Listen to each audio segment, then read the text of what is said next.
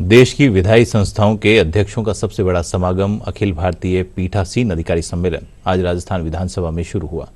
सम्मेलन का शुभारंभ करते हुए उपराष्ट्रपति जगदीप धनखड़ ने कहा कि सत्ता पक्ष और विपक्ष के नेताओं को सदन की मर्यादा बनाए रखनी चाहिए। उन्होंने कहा कि विधायिका और न्यायपालिका के बीच सामंजस्य होना जरूरी है।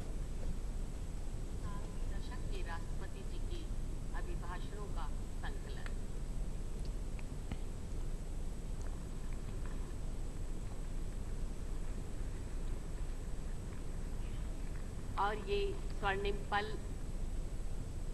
people in the executive, legislature and holding senior political positions. I am very particular about it. Those who hold high offices, they must take care that high constitutional offices are kept away from their political stance. We have noticed recently some serious observations that are transgressions. I would appeal to them to accord highest propriety to constitutional offices and not drag them into political arena. India is privileged to be heading G20 at a critical time. It is an opportunity to showcase capabilities of Bharat to the world. With such a sizable nation, the mother of democracy, such diversity and such potential, India has the chance to introduce itself to the world and demonstrate its power and prowess. This is going to be a milestone development. The conference is being held in the context of rising global profile of India. Friends, you are aware, our rise is unimaginable. पीठासीन अधिकारियों के सम्मेलन को संबोधित करते हुए लोकसभा अध्यक्ष ओम बिरला ने कहा कि सदस्यों को सदन में गरिमा बनाए रखनी चाहिए। उन्होंने कहा कि जनविश्वास को बढ़ावा हम सबकी जिम्मेदारी है।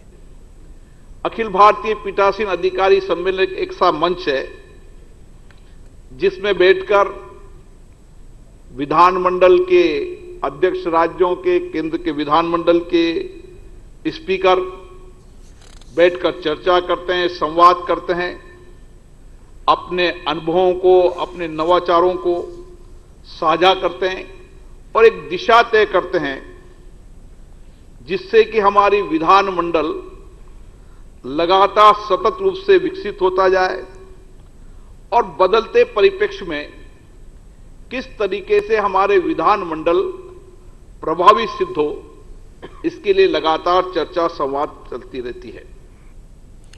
राज्यसभा के उपसभापति हरिवंश ने कहा कि संसदीय इतिहास के लिए यह गौरव का विषय है। इस सम्मेलन में विधायिका से जुड़े महत्वपूर्ण विषयों पर चर्चा होगी। उन्होंने कहा कि आवश्यकता इस बात की है कि सदनों में चुने हुए जनप्रतिनिधियों द्वारा गुणवत्तापूर्ण चर्चा कैसे हो, इस पर विचार किया जाना चाहिए। राजनीति के प्रति विश्वास और आस्था का माहौल बने, यह हमारे लिए एक प्रश्न है।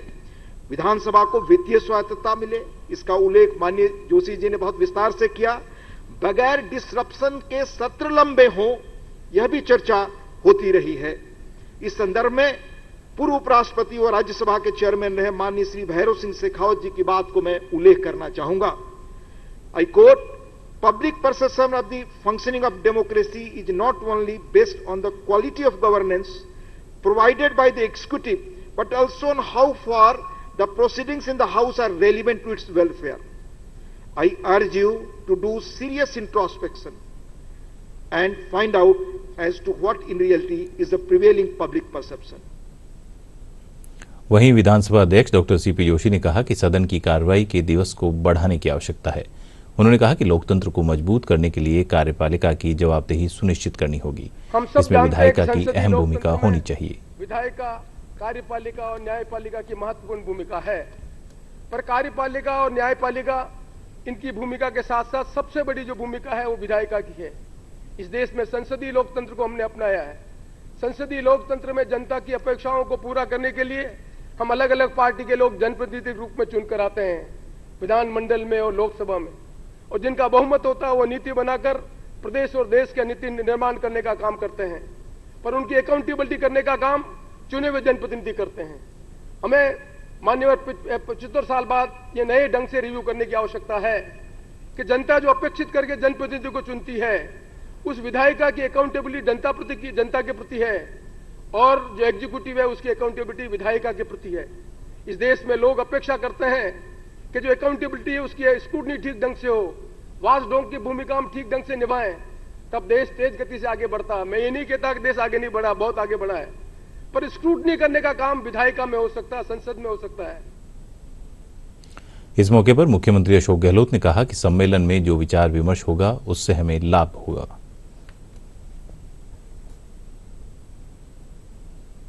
विधानसभा स्पीकर के रूप में भी मेरे साथ ये मंत्री बने थे तब भी, और केंद्रीय मंत्री रहे तब भी, जहां भी इनको जिम्मेदारी मिली है ये अपने मूल विचार प्रकट करते करते हैं। ये भी आपको जान के प्रसन्नता होगी कि इनके वक्त में जो नवाचार हुए हैं, वैसे तो एक से बढ़ के एक स्पीकर बने राजस्थान विधानसभा के, हमने मिर्जारी का नाम लिया, वो तो बहुत बड़ी हस्ती थी, बहुत ही हाई रेस्पेक्ट था उनका पूरे देश के अंदर, पर बाकी जो भी विधानसभा अध्यक्ष बने उन्होंने सबने अपनी भूमिका अदा करी।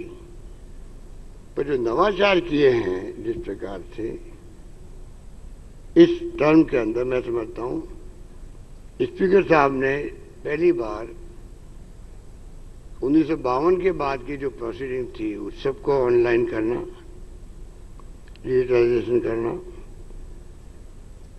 बादशाह तक आयोजन किया। यहाँ पर